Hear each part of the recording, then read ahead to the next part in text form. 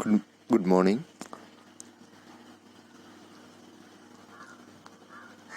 ഇതിൻ്റെ തൊട്ട് മുന്നിലെ പാർട്ടിൽ effect of factors affecting ignition ലാഗിനെ എഫക്റ്റ്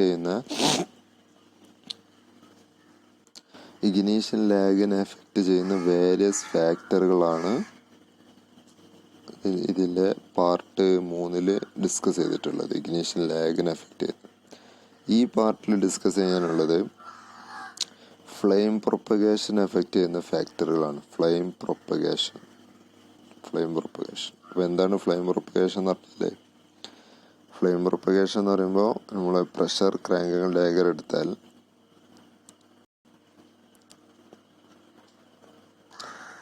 പ്രഷർ ക്രാങ്ക് ആംഗിൾ ഡയഗ്രത്തിൽ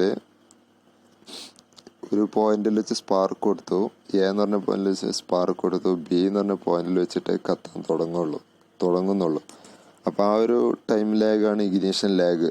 അതിനെ കുറിച്ചാണ് ഇതിന് മുന്നുള്ള പാർട്ടിൽ ഡിസ്കസ് ചെയ്തത്. ഇനി ഒരിക്കൽ കമ്പഷൻ സ്റ്റാർട്ട് ചെയ്താൽ, ബി എന്ന് പറഞ്ഞ പോയിന്റിൽ വെച്ചിട്ട് കമ്പഷൻ സ്റ്റാർട്ട് ചെയ്താൽ പിന്നെ അത് ആ സിലിണ്ടറിൻ്റെ ഉള്ളിലുള്ള എൻറ്റയർ മൊത്തം ഫ്യൂവലിലൂടെ അതിങ്ങനെ പ്രൊപ്പഗേറ്റ് ചെയ്ത് പടർന്ന് സ്പ്രെഡ് ആവും. ആ ഒരു ഫ്ലെയിം സിലിണ്ടറിലൂടെ എങ്ങനെ പ്രൊപ്പഗേറ്റ് ചെയ്ത് പോകും.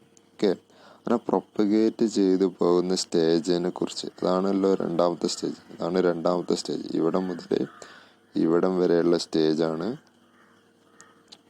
രണ്ടാമത്തെ സ്റ്റേജ്, ഫ്ലെയിം പ്രൊപ്പഗേഷൻ സ്റ്റേജ് എന്ന് പറയുന്നത്. അപ്പോൾ ഇനി ആ ഫ്ലെയിം പ്രൊപ്പഗേറ്റ് ചെയ്യുന്ന റേറ്റ്, പടർന്നു പിടിക്കുന്ന സ്പ്രെഡ് ആവുന്ന സ്പീഡ്, അതിനെ കുറിച്ചിട്ടാണ് ഇതിൽ ഡിസ്കസ് ചെയ്യാനുള്ളത്. ഇപ്പോൾ ഓരോ ഫാക്ടറുകളായി നോക്കാം.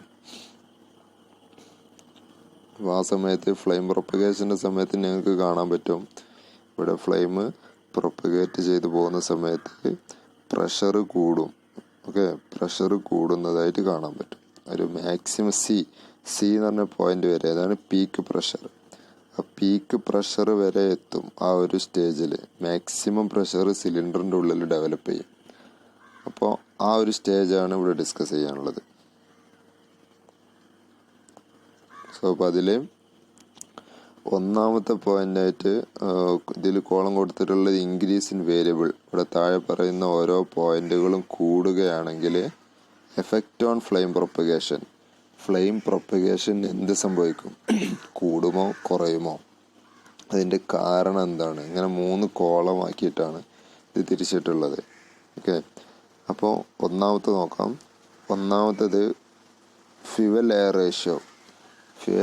റേഷ്യോ കൂടുകയാണെങ്കിൽ, കൂടുകയാണെന്നുണ്ടെങ്കിൽ എന്ന് പറഞ്ഞാൽ കൂടുതൽ ഫ്യൂവൽ സപ്ലൈ ചെയ്ത് കൊടുക്കുക. ഇപ്പോൾ ലോഡൊക്കെ കൂടുന്ന സമയത്ത് എൻജിൻ്റെ ലോഡ് കൂടുമ്പോൾ കൂടുതൽ ഫ്യൂവൽ ഓട്ടോമാറ്റിക്കായിട്ട് സപ്ലൈ ചെയ്യേണ്ടി വരും. അപ്പോൾ എന്താ സംഭവിക്കുന്നത്?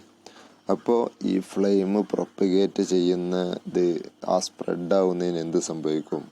അതാണ് ഡിക്രീസസ്, കുറയുന്നു എന്നാണ് പറഞ്ഞത്. ആ സ്പീഡ് കുറയും.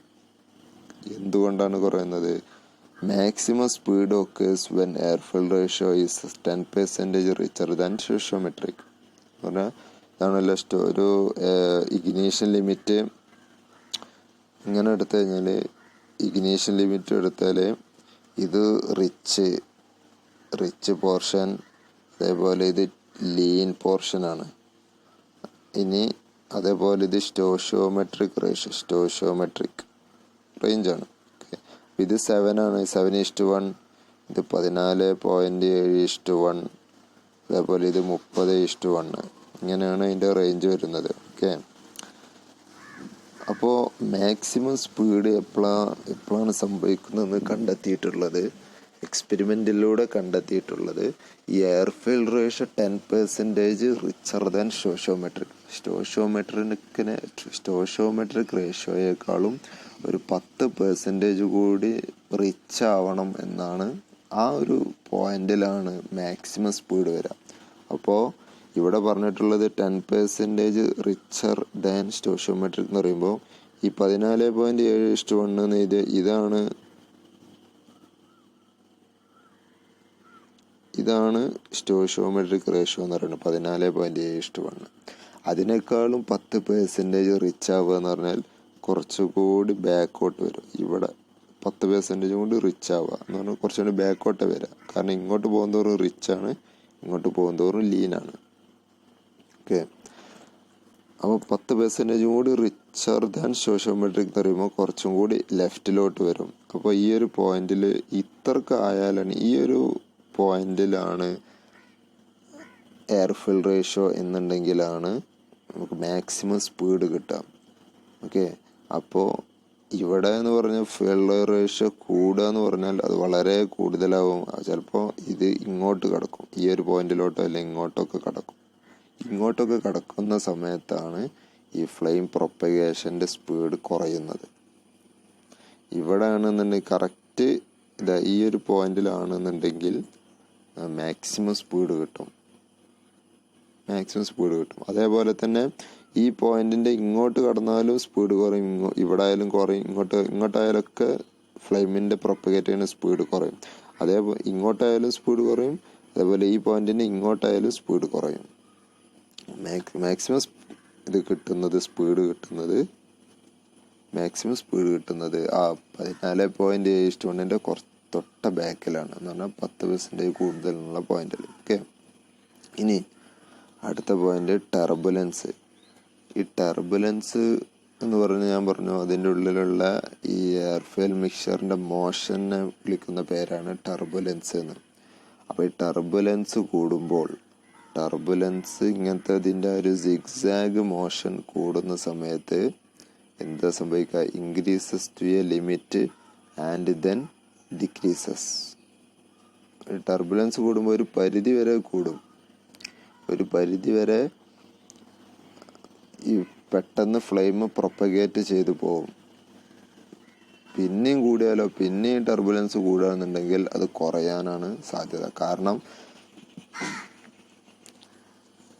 ആ ഒരു ടർബുലൻസ് വളരെ കൂടുകയാണെന്നുണ്ടെങ്കിൽ, ടർബുലൻസ് ഒരു പരിധി കൂടുകയാണെന്നുണ്ടെങ്കിൽ ആ ഒരു ഫ്ലെയിമിനെ അത് കെടുത്തി കളയും, അല്ലെങ്കിൽ ഇല്ലാതാക്കി കളയാനുള്ള സാധ്യതയുണ്ട്.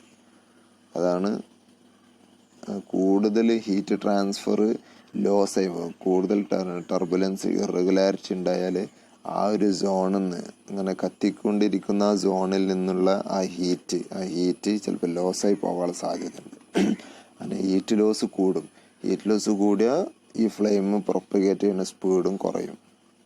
ഓക്കെ, ഇനി മൂന്നാമത്തെ പോയിന്റ് സ്പീഡ് ഓഫ് എൻജിൻ്റെ സ്പീഡ് കൂടുമ്പോൾ, എൻജിൻ്റെ സ്പീഡ് കൂടുന്ന സമയത്ത് ഫ്ലെയിം പ്രൊപ്പഗേഷൻ്റെ സ്പീഡ് കൂടുമെന്നാണ് പറഞ്ഞിട്ടുള്ളത്.